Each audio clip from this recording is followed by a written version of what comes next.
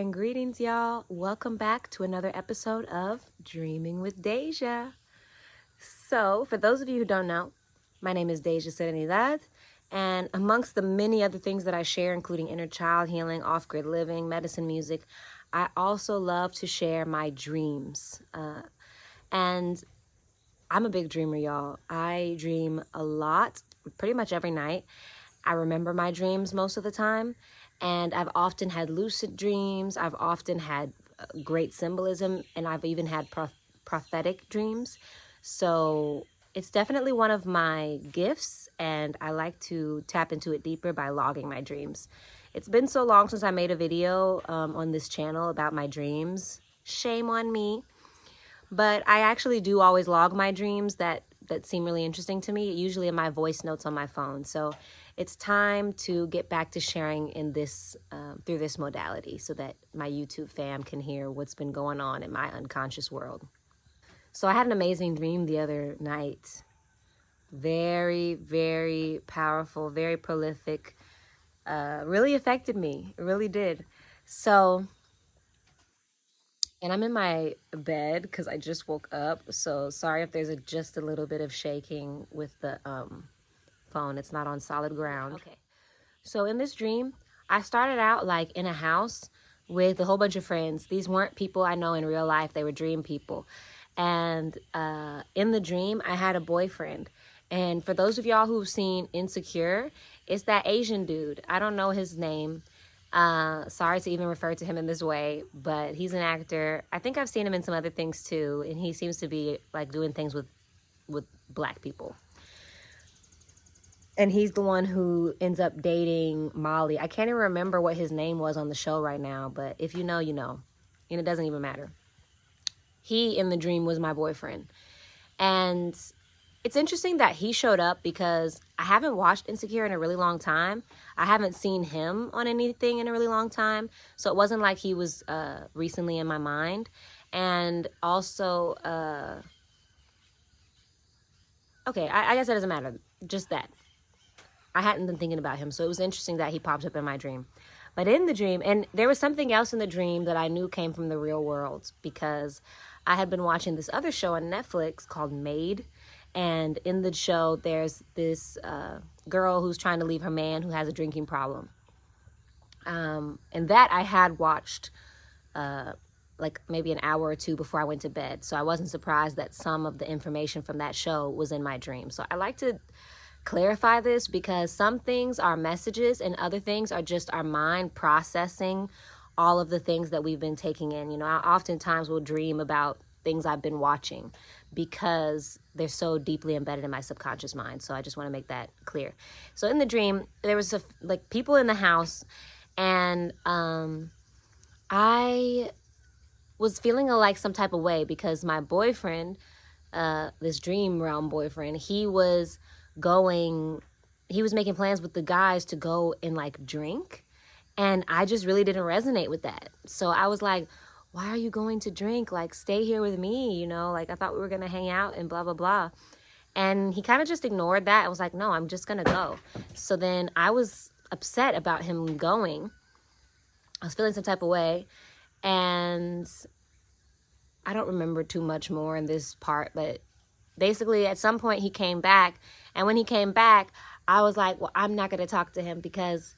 like, he left and I didn't want him to leave. But then he also didn't talk to me. So even though I'm saying, like, he was my boyfriend in the dream, like, there really wasn't any interactions between us because pretty much he was just ignoring me besides the short interaction of him saying, no, he's just going to go out and he's going to, you know, get drunk or whatever. And I was just like, why would you do that? So I was sad. Like, I felt very sad in this part of the dream. I felt very sad. I felt a little lost. I was kind of walking around in the house, like, trying to figure out what to do with myself. And I was feeling some type of way. And I wanted to communicate with him, but I could see that he was ignoring me and, like, wanted to do his own thing. So I kind of let it go.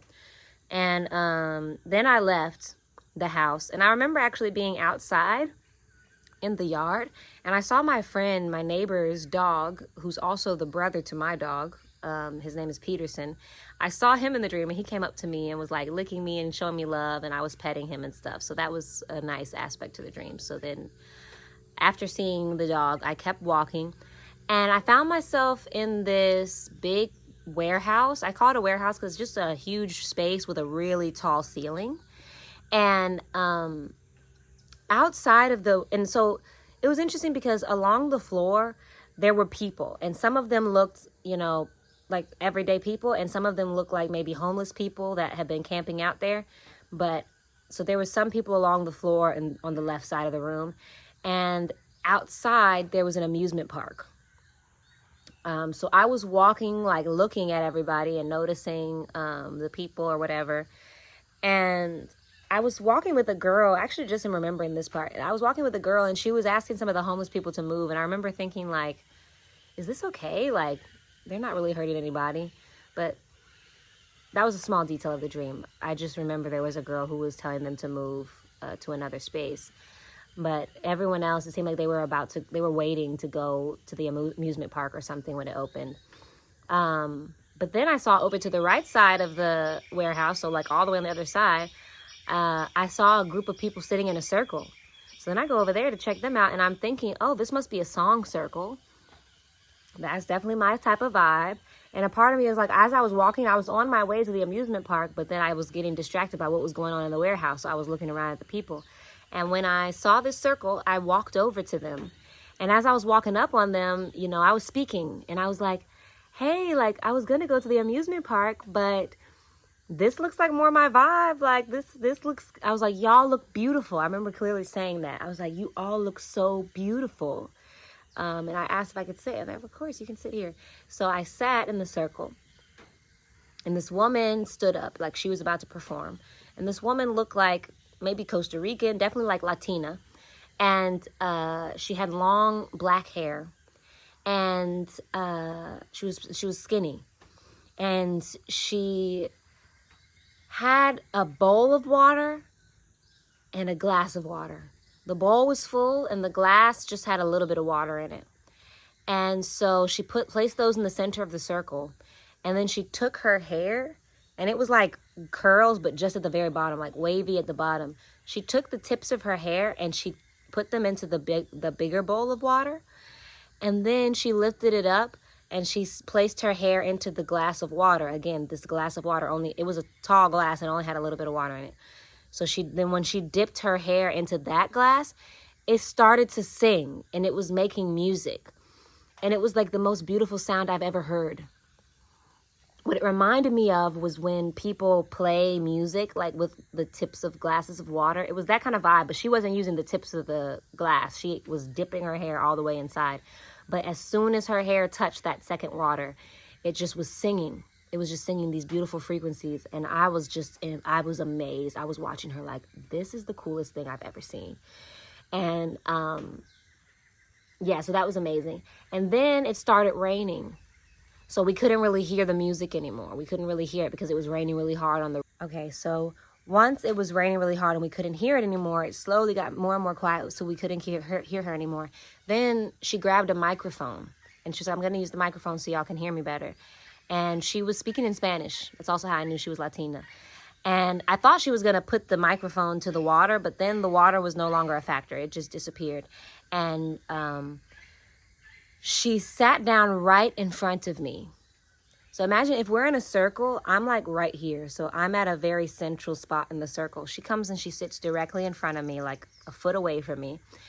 And she starts singing. And the first few words are in English, and then the rest of the song is in Spanish. I wish I could remember, but I don't remember the song. And it wasn't just her singing, but she had like maybe 6 people, 2 to the side of her, 2 to the other side of her, 2 behind her. And they weren't backup singers, but they were backup feelers.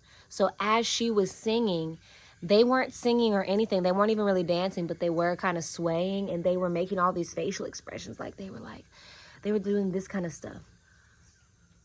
Like they were feeling the song, but it looked like not choreographed, but it looked like they were with her. Like this was a group, and they were all very like they were just deeply feeling it. Maybe it was less than 6, maybe it was 4 or 5 people. But they were really into it. Like they really knew the song. So she's singing and she's looking right at me, y'all. She's singing the most beautiful song I've ever heard. whatever the lyrics were, they were really touching me. And again, like, I had a memory from the earlier part of the dream where I had this boyfriend who went and got drunk or whatever. So I had been feeling sad. And whatever the song was, it was something like it was healing that in me. So I started crying. I was sobbing. I was crying, but not out of sadness, out of love and out of joy and out of just awe of the beauty of this song and the fact that she chose to sit in front of me and sing it. And like, I was just crying, y'all. I was crying. And I was like, this is the most beautiful thing I've ever heard. And eventually, once she was finished, like, I didn't even keep interacting with her or with those people. I just remember getting up and I was like wiping my eyes and I was like, oh my God. And I started to feel sad because I realized I was just processing a lot. So I was a little sad, but I also was like, that was the most beautiful thing I've ever experienced. Like, I was just processing that whole experience. So then I did walk out, and it was like I got to the amusement park, and there was like, just to get in, you had to get onto a little like roller coaster cart type of thing, but not like a roller coaster that goes around and around, but maybe one that just like a train, but open. And I remember once it started going, I thought it was just going to take me just a little bit further in, so I was going to get off, but it kept going. And whoever the conductor was always, somehow he was always right there near the train, not in it, but like standing on the road, and I could see him. And I started like screaming, like, I don't want to go. I don't want to go. Like, I want to get off. I kept screaming that I wanted to get off this ride. I was like, I want to get off this ride. I do not want to go any further, because I felt, and I saw all these curves and stuff, and I felt like it was going to take me really far away. I was like, I don't want to go far. Like, I don't want to. Please let me off. And he was just ignoring me. And as I thought it was about to go down this long track, and I was like, I do not want to go on a roller coaster. Like, I'm just trying to get into the park. I do not want to go on this roller coaster or whatever. I was really upset. And then suddenly I went down like a little slide of the track, and I ended up in the dirt. Like, literally the whole cart and everything, we ended up in the dirt. So I was like, okay, great. I'm fucking done with that. I wanted to get off. So then I was sitting in the dirt. And then I was a little sad about what just happened with the roller coaster. So I just sat in the dirt, and I was like, okay, that was a lot. And I was just so glad to just finally be not on that. And I remember like picking up the dirt and having like a handful of dirt. And I was just looking at the dirt, and I was just breathing and relaxing. And then I heard, and then I noticed behind me like a group of like attractive black men starting to walk towards me. And somebody kind of made a comment towards me. And I just ignored, I didn't like speak to them, but I got up and I had an attitude. I was like, can a girl just sit in the dirt? Can't a girl just sit in the dirt without people trying to mess with her? Like, I had attitude. I wasn't in the mood to be talking to none of them. So then I walked away, and I remember I was walking through the park, and I was seeing all the people and stuff like that. And I don't remember anything else after that in this moment. But the most profound and prolific part of that dream obviously was the part of this woman singing to me and the whole thing she did with her hair. It felt, especially the hair thing, it felt so like prolific and so spiritual, so mystical, that I felt like it was definitely an angel. Like, even how she moved, I'm pretty sure she was wearing all white. Like, how she moved, how she sang, there was no words really besides the singing and the hair making music. It was the most incredible thing. And when I woke up, I also felt a little sad because I wanted to go back. I wanted to go back, and I wanted to hear those songs again, the song she sang and the song that her hair made. And I'm still processing this dream. I don't necessarily know what it all means, but I feel like I was just getting a healing session in the dream realm. Like, I feel like an angel came to me in the dream realm and was helping me to heal. It was interesting that the things come up about having a boyfriend. I thought maybe it was because of the show I watched, because in real life, I don't have a boyfriend. I'm not like romantically involved with anyone. And I haven't had any problem like that, like having a boyfriend who drinks or does drugs or something like that. So I also I couldn't relate to that in the real world, but I could see that perhaps just the wholeness of just healing from what I have been through in relationships maybe. And even the idea of like, I wanted to go to the amusement park, but then I saw a song circle. So it's like, I want to go for amusement. But instead, I'm going to actually sit and get grounded and get some healing. And I think that's why afterwards I wasn't even happy in the amusement park, because like, why did I even still go? You know, after I learned what I learned, after I, experienced that healing, why did I still go into the park? I still don't know the answer to that, but I'm integrating the messages. So that was my dream. That was like last week that I had that dream. I've had a lot more dreams since then, and I'm still deciding if any of them are worthy of sharing with y'all. I have so many, and I don't want to make a video every single time, but some of them are definitely worth sharing with others. So if you have any interpretations of my dream, and if anything comes up about it that you want to share, please do so in the comments. Let me know what you think. Thank you for listening. Peace. Hope you find